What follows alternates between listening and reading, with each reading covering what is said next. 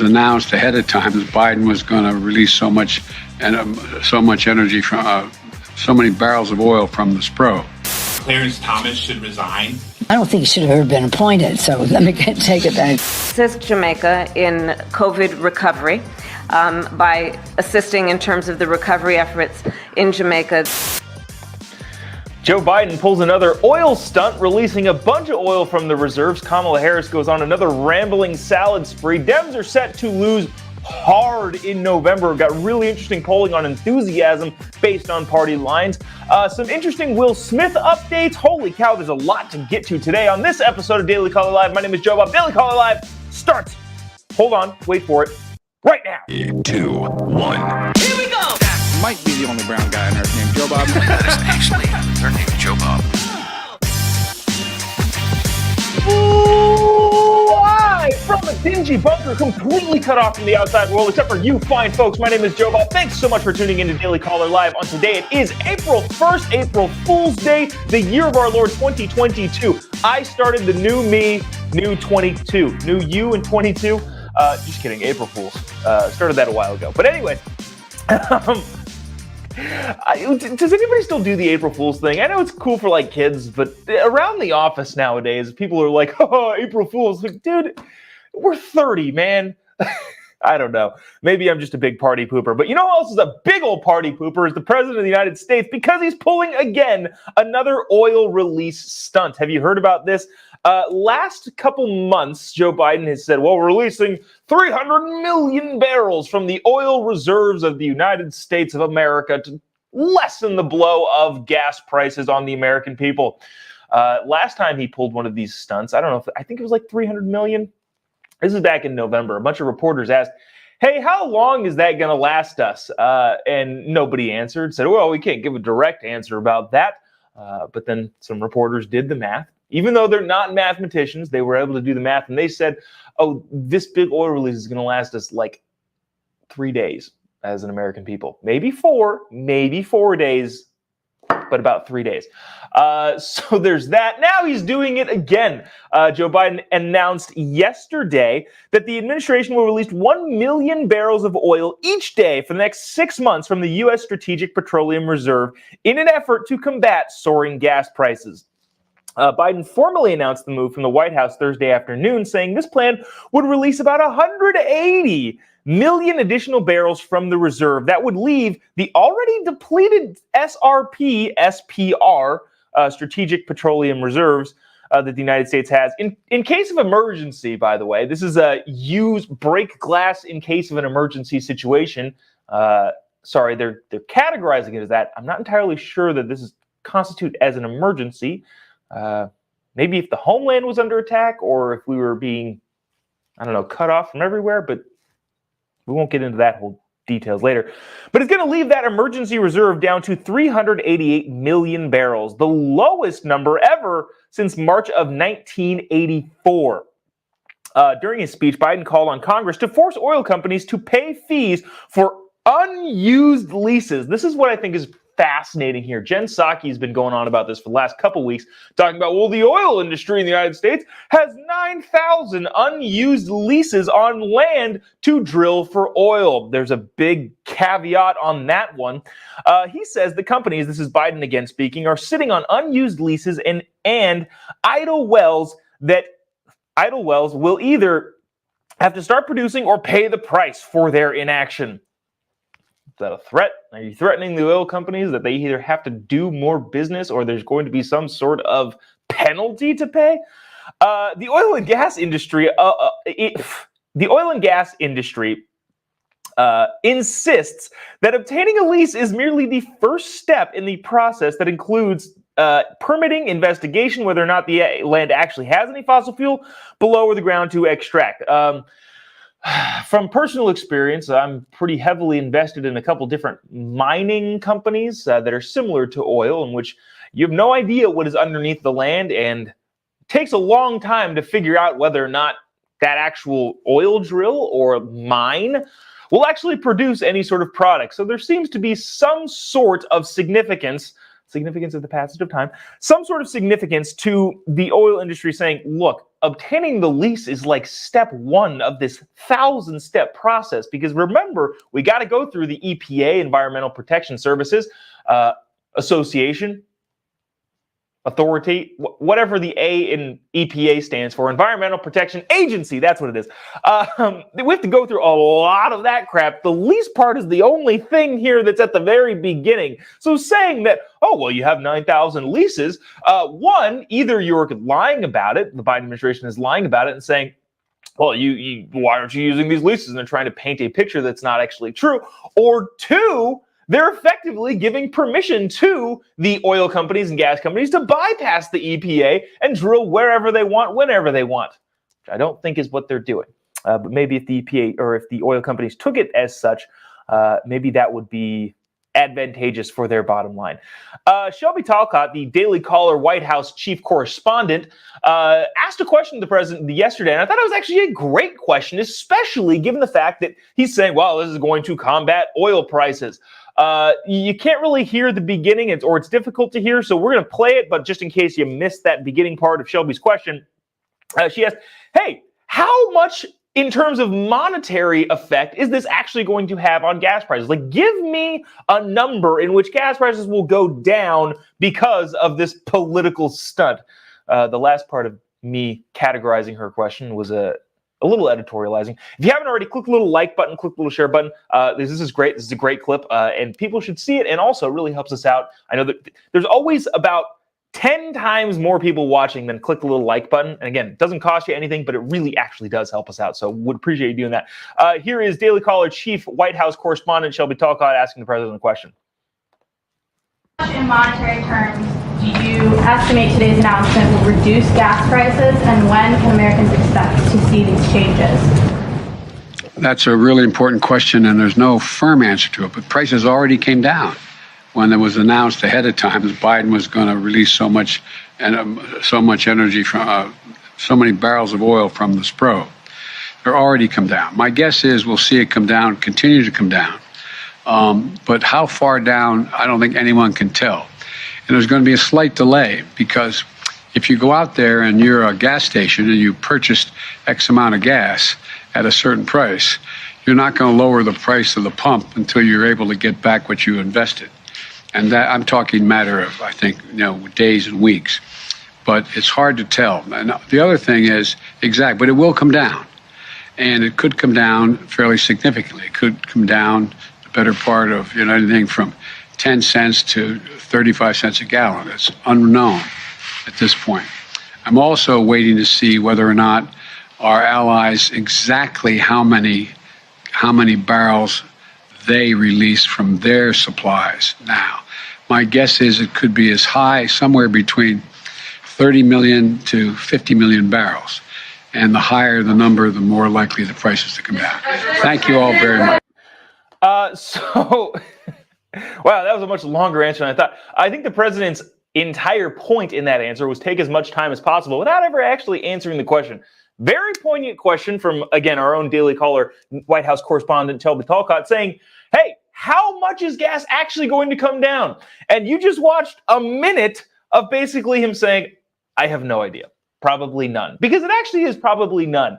As we learned last time he tried to pull this political stunt, that gas price, we use a lot of oil. Not saying that's a good thing, not saying that's a bad thing. We could be entirely self-sufficient. We are not for political purposes and freaking Greta Thunberg fanboys. But the president basically said, I have no idea. Later on in that same press conference, earlier in that press conference, he said something that's also kind of funny. And by funny, I mean horrifying. Joe Biden talking about saving people money if they buy electric vehicles. Listen to this again from the President of the United States. This one's really good. If you haven't shared the thing already in this little corner, or hit the little like button or the little angry button, hit the little angry button. I feel like, I'm like angry about this. Please go ahead and do so. Check this out. Under my plan, which is before the Congress now, we can take advantage of the next generation of electric vehicles that a typical driver will save about $80 a month from not having to pay gas at the pump. If your home is powered by Okay, so he went on to say, if your home is powered by electricity, you can just use your electric bill. It'll cost cents rather than dollars in terms of gallons if you're driving an electric vehicle. First things first, Mr. President, most people can't afford a $50,000 to $60,000 electric vehicle, and that's the starting price. So no, people can't afford electric vehicles.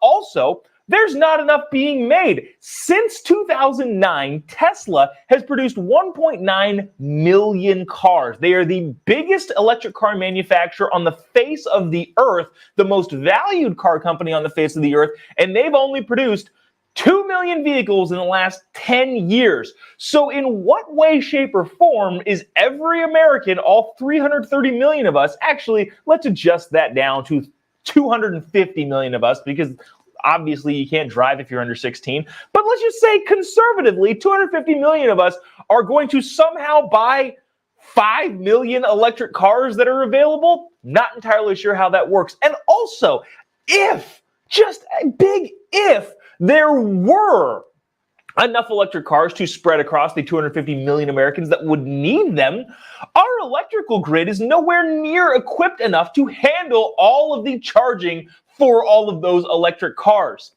So, Mr. President, in the fantasy world where, one, there are enough electric cars, and two, there are the power grid can sustain those electric cars, in a world where both of those fantasy things are in existence, you're going to save us $80 a month if we buy a $50,000 car. Thanks. I would imagine your car payment would go up substantially more than $80 a month. So there is that. In other news, actually, you know what, let's go on here. I want to talk about this. I see a bunch of people in the comment section already bringing this up, and I want to get to it. Dang it, I lost all the comments where I would bring them on. Jen Psaki, anybody heard of her? Jen Psaki, I don't believe in silent letters. The White House press secretary is said to be moving to MSNBC in May. Next month. Wow, next month moving to MSNBC. I think that's true. I wouldn't imagine that they're joking about that. They've been talking about that for a long time.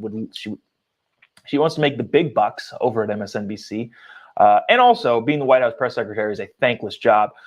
We will see if that actually is true, but also it's interesting that that came out on April 1st, April Fool's Day, and a bunch of people are biting onto it. So we'll see if Jen Psaki comes out in the White House press briefing room today and says, just kidding, it was an April Fool's joke. But I wouldn't put it past her to actually be going to MSNBC and making the big dollars.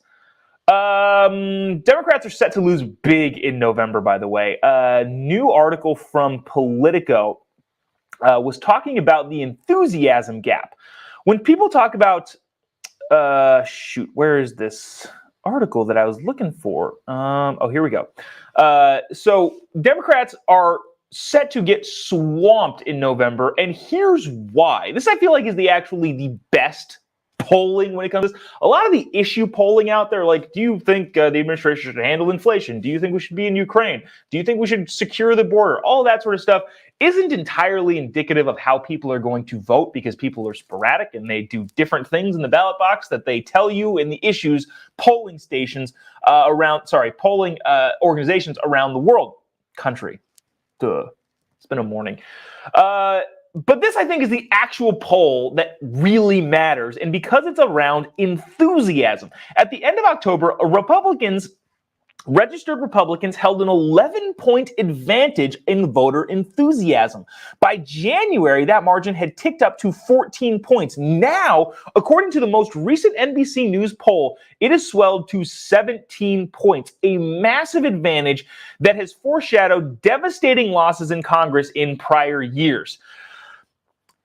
When you poll registered Republicans versus registered Democrats, the only thing I think that matters when it comes to whether or not people are going to vote, because that's what it really is. Sorry, backtrack here. When you want to talk about predicting elections, what you're really doing is trying to predict turnout.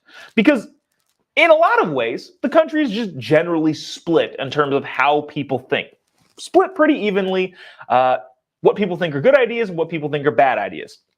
In that sense, the best indicator to see who's going to win an election is how many people from that half of the country that believes whatever it is that you believe are actually going to turn out. In this instance, almost 20% of an enthusiasm gap exists between Republicans and Democrats, which a lot of people thinking is going to lead to a Democrat shellacking in November. It's beginning to look nothing like nothing is going to bail out the party this year. The last time the enthusiasm gap was this wide was in 2010 when Democrats lost more than 60 seats in the House. We can go on and on about this. I wanted to play this clip from Nancy Pelosi, which is only leading to this enthusiasm gap. This is a short clip when she's asked if Clarence Thomas should resign. I know this is kind of a rough transition, but I feel like it's somewhat telling of why the enthusiasm gap is as big as it is. Madam Speaker, do you agree with members of your caucus who are saying that Clarence Thomas should resign? I don't think he should have ever been appointed, so let me take it back. Whoa, Nancy Pelosi. What you're saying is that the second black person to be nominated to the Supreme Court of the United States of America should not have been there. Sounds a little racist to me. I don't mess around in that whole racial identity politics stuff. I think it's dumb, and I think identity politics should die and burn and never come back. But Nancy Pelosi, who loves identity politics, is essentially saying that she didn't want the second black person to ever be nominated to the Supreme Court to never be appointed. Wow. It is difficult to hide your seething racism, Miss Speaker of the House. What are you going to do? Speaking of identity politics, Kamala Harris went on another word salad. This is more coherent than Kamala Harris's general word salads are, but imagine you're a high school student and the teacher has given you a word minimum on your next essay. It sounds like Kamala Harris, in this particular instance, is trying to hit that word minimum. Shoot, it's supposed to be 3,000 words. I only have 2,906. What can I do to close out this particular essay to reach my word limit? Take it away, Miss Vice President. We also recognize, just as it has been in the United States for Jamaica, one of the issues that has been presented as an issue that is economic in the way of its impact has been the pandemic. So to that end, we are announcing today also that we will assist Jamaica in COVID recovery by assisting in terms of the recovery efforts in Jamaica that have been essential to, I believe, what is necessary to strengthen not only the issue of public health, but also the economy. We will be assisting in the issue that is assisting the issue in Jamaica, which is having issues that we will be assisting. Again, more coherent than her other couple word salads. A lot more, well, you understood what she was saying, but then she repeated it 9 times in different ways. Jamaica needs assistance, and that assistance needs to go to Jamaica, and we will be assisting people who need assistance, which is, in fact, Jamaica. Thank you for that one, Miss Vice President. I've been talking about this the last couple days, so I want to get back to it.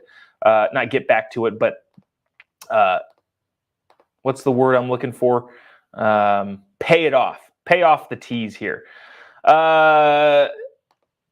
Just for fun, because it's Friday, we're going to play this Will Smith slap again. Then I got a really interesting thing that came out from TMZ yesterday that we didn't get on the show, but I really wanted to point out because I feel like it's freaking fascinating just in the way the world works at these sorts of events. Check this out, this slap from Will Smith one more time. I know you've probably seen it a million times, but it's funny, and I feel like there's some sort of cultural relevance to what actually happened on the ground at the Oscars that particular day.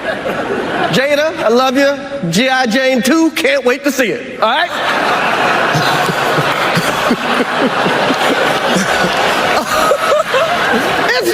That was a nice one. Okay. I'm out here. Richard. Oh, wow. Wow. Will Smith. So there's that.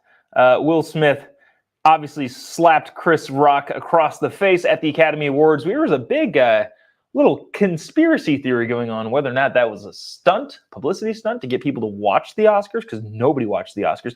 But I thought this was interesting. This is from TMZ. Will Smith apparently after that was asked to leave because he's sitting in the front row and went up on stage and smacked the host. He was asked to leave and said no, which I want to talk about privilege. There's that. Actor Will Smith was asked to leave the Oscars and refused after slapping comedian Chris Rock in the face for joking about his wife. The Academy of Motion Pictures and Arts and Sciences, Arts and Sciences? That's dumb. Said Wednesday, according to the New York Post. The Academy also admitted that it could have handled the situation differently, according to a reporter by the New York Post. Academy executives President David Rubin and CEO Don Hudson were in hysterics over the slap, according to TMZ. While we would like to clarify that Mr. Smith was asked to leave the ceremony, he refused. We also recognize that he could have handled the situation, that we could have handled the situation differently. So Will Smith goes up on stage, smacks Chris Rock, then pretty much everybody agrees that, you know, you can't sit there and stay. Like, you can't go up there, slap the host. Some people are using the word assault. I feel like I don't like using that word because of a bunch of different reasons. He effectively assaulted a person on stage and then was able to just sit in his seat for the duration of the ceremony. What happens there? I feel like I wouldn't say that. If I were the Academy and this happened to me, I feel like I would have been like, yeah, we were flustered. We didn't really know what to do. And I feel like people could understand that. But to come out and say, yeah, we asked him to leave and he just said no, it doesn't really give you much gravitas. Not that you had any to begin with. So there's that. Yeah, interestingly enough. That's the Academy. The Academy on ABC, which got some very, very high ratings after the slap. So Disney's doing well. Disney owns ABC. And I think given the information swirling around Disney, I wanted to bring on what I can only assume is an expert in identifying the identity crisis going on in America.